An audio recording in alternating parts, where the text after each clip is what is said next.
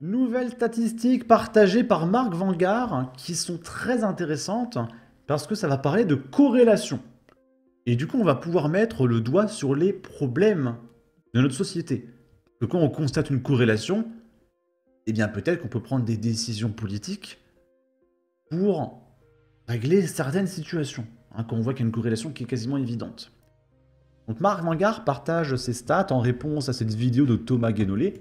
On en a déjà parlé dans une précédente vidéo, mais elle faisait déjà 18 minutes. Donc j'ai dit que j'en parlerai dans une autre vidéo, sinon elle ferait 30 minutes. Je vous la mettrai en description si ça vous intéresse. C'est une vidéo où on parlait des publicités à propos des blancs qui sont décrits comme des agresseurs, des pointeurs.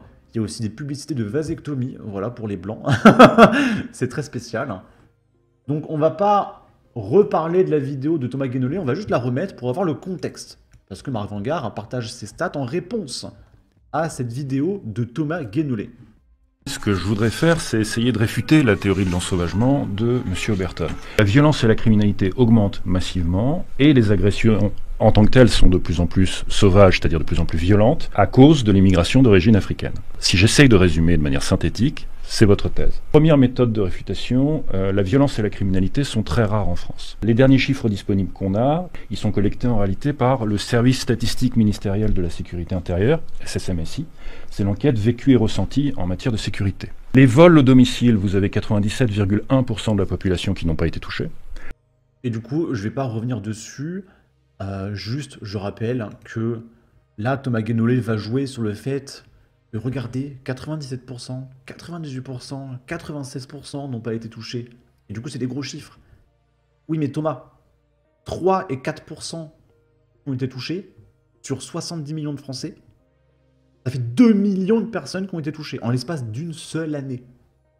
Donc ça veut dire qu'en l'espace de 10 ans, il y a 20 millions de personnes qui ont été touchées, soit un tiers du pays.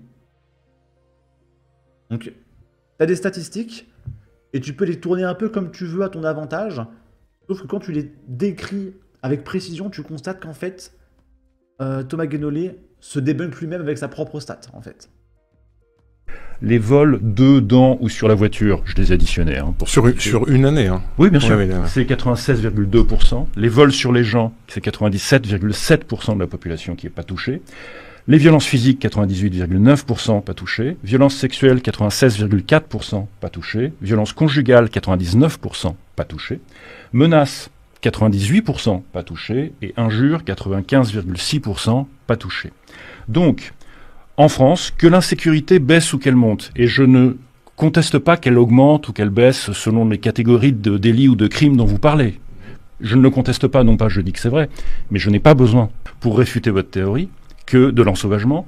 Il me suffit de constater que la violence et la criminalité restent aujourd'hui très rares en France. C'est ce que je viens de faire, première méthode de réfutation. Deuxième méthode de réfutation, s'il y a un lien causal entre l'immigration et l'insécurité, alors on devra avoir un coefficient de corrélation. Alors pour que ce soit un lien très fort, il faudrait qu'on soit à 80%, 0,8.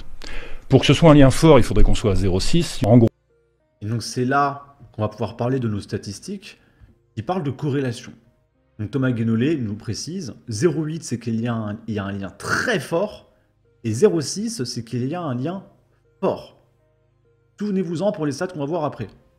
En gros, en dessous de 0,5, on n'est pas dans une corrélation constatée. Alors j'ai testé ça en prenant le pire sujet disponible, le nombre d'homicides par an. Voilà, et du coup là, il ment. Donc c'est-à-dire qu'il prend en compte les homicides et pas les tentatives d'homicide. Il faudrait prendre l'homicidité. L'homicidité prend en compte à la fois les homicides et les tentatives d'homicide. Parce que la médecine a avancé et on peut guérir les gens plus facilement. Et du coup, il y a plus de gens qui se remettent de leur tentative de meurtre. Et l'homicidité, elle a fait x4 en l'espace de 10 ans. Ok ? Et donc on serait sur une corrélation bien plus élevée que ce qu'il annonce. Variable numéro 1. Et variable numéro 2, la variable solde migratoire par an. Et j'ai calculé un coefficient de corrélation. Et j'obtiens 0,39966. Donc il n'y a pas de corrélation. Et donc tu peux multiplier ça par un nombre très élevé, étant donné qu'il n'a pas pris en compte la tentative d'homicide. Et du coup, on est en réalité sur un lien très fort de corrélation. Et du coup, on en vient à nos statistiques. On va regarder les stats de Marc Vanguard qui nous parlent de corrélation. Je reviens en arrière, on est là. Donc à chaque fois, la source, c'est le ministère de l'Intérieur. Hein. Le nombre de coups et blessures volontaires est fortement corrélé au taux de personnes d'ascendance extra-européenne dans les naissances enregistrées 15 ans plus tôt. Ça, c'est la stat qu'on a vue dans la précédente vidéo, vous inquiétez pas, il y en a plein d'autres. Et donc, on peut voir qu'il y a un taux de corrélation de juste 0,98. À partir de 0,8, on est déjà à un lien très fort. Là, on est à 0,98. Et donc, c'est la corrélation entre le pourcentage de naissances d'ascendance extra-européenne et le nombre de coups et blessures enregistrés pour 1000 habitants. 98% de corrélation. Après, je sais pas. Et du coup, on va pouvoir regarder tous les graphiques de Marc Vanguard. Corrélation entre agression et immigration maghrébine par département. Et donc là, on a immigré né dans un pays du Maghreb en pourcentage de la population, coups et blessures volontaires pour 1000 habitants. Et on est à un taux de corrélation de 0,7. Là, on a deux cartes comparatives. À gauche, le taux d'agression par département. À droite, le pourcentage d'immigrés nés au Maghreb dans la population par département. Et là, je dois dire que la corrélation est assez flagrante. C'est-à-dire que c'est la même carte, en fait. C'est littéralement la même carte. On peut voir que le sud, c'est littéralement identique. Dans le nord, par contre, on va dire qu'il y a une petite différence, et j'ai une théorie personnelle. Je pense qu'il y en a beaucoup qui se barrent par la Manche pour aller en Angleterre. Et du coup, il y a une population qui est assez massive qui quitte le pays, dans le nord. Peut-être que je me trompe. Et voilà. Soyons fous. Regardons s'il y a corrélation entre pourcentage de prénoms musulmans dans les naissances et agressions. Vous êtes libre de croire ou non aux données issues de F de souche. Ça change de mes sources gouvernementales habituelles, mais tentons l'exercice. Et donc là, hop, il compare les violences, source INSEE, et le pourcentage de prénoms musulmans en France, source F de souche. Et on peut voir qu'il y a une corrélation de 0,67. Donc il y a une corrélation forte. On est à... En réalité, la preuve du lien entre immigration et insécurité, c'est que les immigrés sont surreprésentés dans les crimes et délits selon absolument tous les types de données, mises en cause, condamnation, de périmètre, par origine, par nationalité, et de pays d'Europe occidentale. Les mêmes populations accueillies sont surreprésentées dans la criminalité, quel que soit le pays d'accueil. Donc là, en Allemagne, le taux de mise en cause par nationalité, on voit que l'Afrique est en rouge fluo, et qu'il y a la Russie, hein, mine de rien. Au niveau de l'Italie, l'Afrique est rouge fluo, et là, c'est assez spécial, il y a le Brésil et l'Argentine qui sont colorés. Donc tout ce qui est latino, on va dire. Là, c'est marrant, il y a des Français. Alors après, est-ce que c'est des Français ou est-ce que c'est des Français? Je sais pas. On peut voir qu'il y a aussi du Moyen-Orient. Hein, pareil en Allemagne, hein, le Moyen-Orient, il est en rouge fluo. En Espagne, l'Afrique, elle est carrément violette. Et au niveau de l'Amérique du Sud, on a la partie gauche qui est en rouge fluo. Et on peut voir, alors ça c'est assez spécial, il y a pas mal de ressortissants norvégiens et suédois en Espagne. Alors là, j'ai pas d'explication, je vous avoue. En Suisse, on a l'Afrique qui est rouge fluo et encore une fois l'Amérique du Sud qui est assez concernée. Au niveau des Néerlandais, l'Afrique est rouge fluo et le reste c'est assez bas.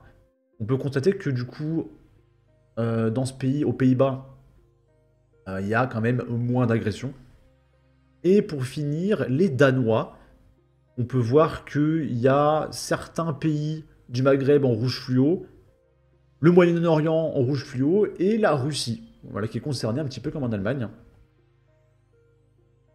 Il existe bien sûr d'autres causes primaires qui font que les immigrés extra-européens sont surreprésentés dans la criminalité, pauvreté, niveau d'éducation, etc. On rappelle à ce titre que la France choisit une immigration particulièrement pauvre. Les étrangers en France sont issus de pays particulièrement pauvres, avec un PIB par habitant moyen 2 fois inférieur à celui de la France. Du coup, on peut voir que les Luxembourgeois accueillent des gens riches, que les Suisses accueillent des gens riches, et même la Belgique qui tombe accueille des gens franchement riches. Alors que la France accueille que les pays les plus pauvres, quoi. Genre vraiment, mais on est la serpillère du monde, hein. Ok. Mais les immigrés actuels présentent des taux de criminalité plus élevés, c'est un fait. L'immigration est donc corrélée à la hausse des violences. Bien sûr, d'autres facteurs entrent en jeu et viennent compenser l'impact de l'immigration sur la criminalité.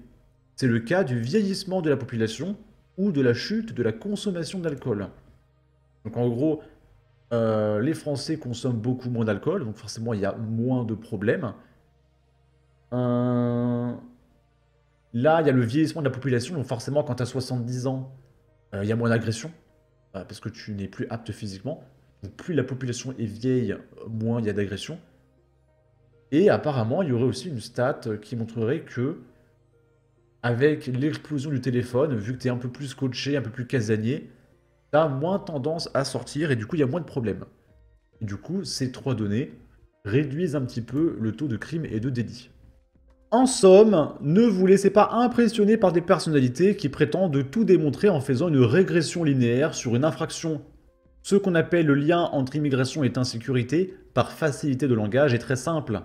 Petit 1, on accueille des populations qui sont pour X raisons davantage impliquées dans les crimes et délits que les autochtones ou ressortissants nationaux. 2, cette immigration influence donc à la hausse l'insécurité. Petit 3, cet effet peut être compensé par d'autres facteurs. Précision au passage, les descendants d'immigrés ont tendance à être autant, si ce n'est davantage, impliqués dans les crimes et délits que les immigrés eux-mêmes. Sachant qu'en tant que descendants d'immigrés, ils sont français. Ils sont complètement français. Et du coup, Pays-Bas, le taux de criminalité des descendants d'immigrés extra-européens est 30% plus élevé que celui des immigrés extra-européens. Danemark, le taux de criminalité des descendants d'immigrés extra-européens est 40% plus élevé que celui des immigrés extra-européens. Pareil pour la Suède, et pareil pour les États-Unis. C'est dingue, comment ça se fait? Bien entendu, tous les immigrés ne sont pas des délinquants. Tous les délinquants ne sont pas des immigrés. Merci d'interpréter cette publication sans haine ni fatalisme. Si vous avez apprécié ce fil, je vous invite à lire ma série dédiée aux crimes et délits en France. Ok. Et du coup, oui, évidemment, c'est pas une généralité, ce sont des statistiques, des pourcentages, des corrélations. Et il n'y a absolument aucune stat qui dit que 100% des immigrés, ou que 100% des délinquants, hein, on voit juste qu'il y a une surreprésentation. Et peut-être qu'en faisant ce constat, on pourrait expulser les concernés et qu'il y aurait moins d'amalgame. Parce que si on expulse les mecs qui posent des problèmes, il n'y aura plus de problèmes. Donc il n'y aura plus de surreprésentation. Donc il n'y aura plus d'amalgame. Donc on ne fera plus le jeu de l'extrême méga giga ultra droite. C'est tout. Hein, personne ne fait de généralité, à part à gauche. Bon. Sur ce, n'hésitez pas à donner votre avis, votre opinion, à partager, liker, commenter. Ça aidera au référencement de la vidéo sur YouTube. Abonnez-vous, suivez-moi sur Twitter. Prenez soin de vous. Salut!